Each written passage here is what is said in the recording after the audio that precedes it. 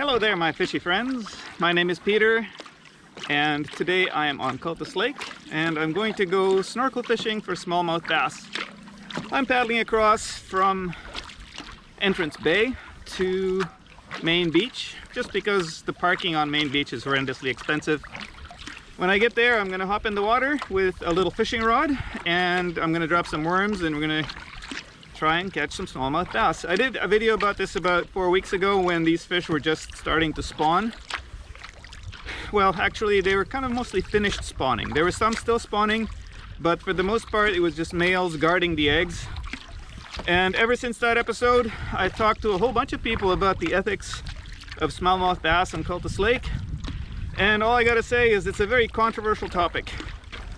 So on the one extreme you have people who think we should kill every single smallmouth bass caught, even if it means just throwing them in the bushes. And on the other side you have people saying, well, okay, these fish are here to stay, we're never going to eradicate this population, so we might as well just enjoy this fishery and accord them the same respect and protection that you would have accord any other fish. My personal view on this is it's kind of in the middle. They're invasive, they are changing the local ecosystem in a way that it never has been changed before. So I personally am going to kill every bass that I catch, but I'm also going to eat them all. So, you know, catching and eating a fish, in my opinion, is way better than catching and killing a fish and then just throwing it back in the water or in the bushes for some raccoon to eat. And you know, that's a whole ethical discussion in of itself. I'm not gonna get into it. Let's just get in the water and have some fun, catch some bass, and I'm gonna narrate a little bit underwater about my learning about this fishing technique. It's still pretty new to me. This is only my third time snorkel fishing for bass, although I used to snorkel fish quite a bit in the tropics for reef fish. So yeah, let's get in the water. I love snorkeling and I love fishing. Combining the two is really a lot of fun, and I continue to learn how to do it well, and every time I go out I get a little bit better at it. So this is what it looks like. Right away when I hop in the water I caught this fairly big bass, and you'll see more of it later at the end of the video, but I wasn't set up for filming yet.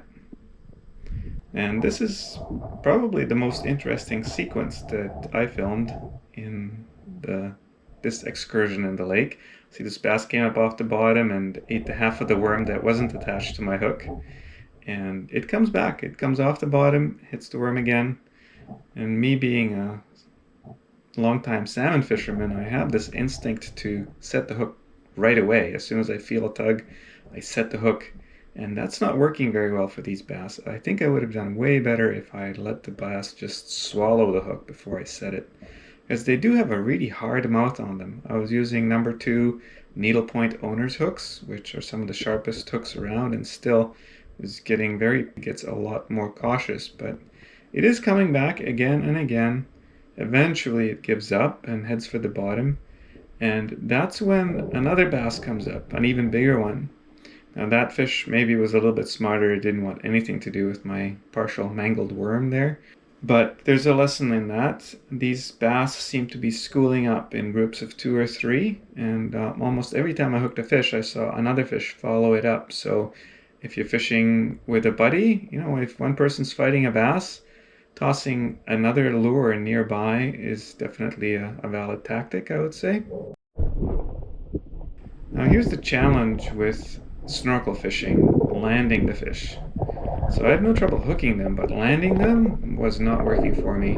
They're spiky, so they're hard to get a hold of, so I have to kind of, you know, try and fight the fish with one hand and grab it with the other.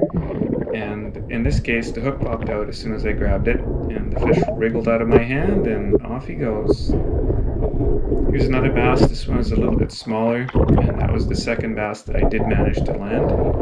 Now here's where the ethics become interesting to me. This is a small fish. Normally I would let a small fish like this go, but being that it's a bass, I felt like maybe I should kill it.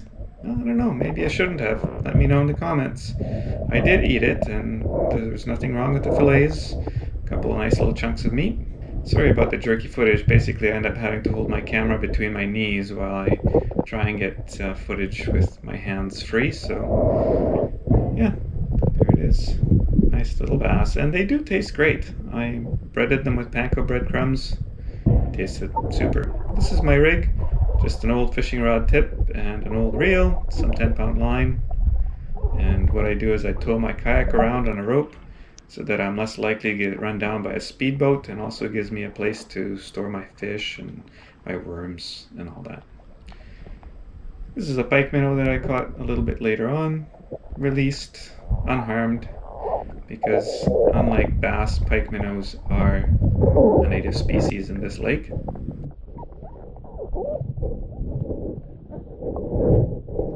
And here's a shot of Eurasian milfoil. So that is an introduced plant species that's probably done more damage to salmon habitat in this lake than the bass ever will.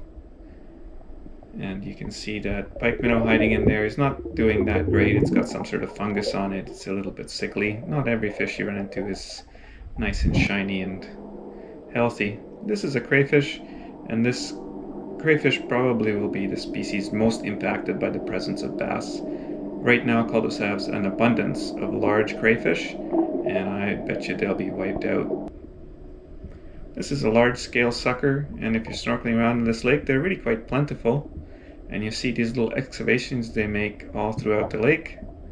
They're kind of a bumbly fish, and I don't know, I have a soft spot for them. They're fun to watch and fun to film. They don't bite a hook very often, but they've been known to take flies and small bait and worms off the bottom. Never tried eating one. I don't think I want to. So this is the big guy.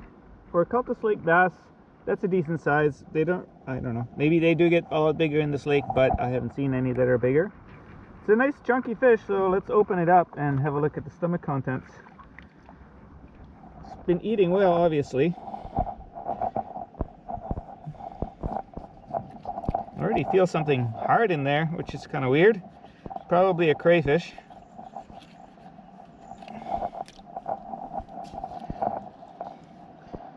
So yeah, there's this big chunk. What the heck is that? It's a battery.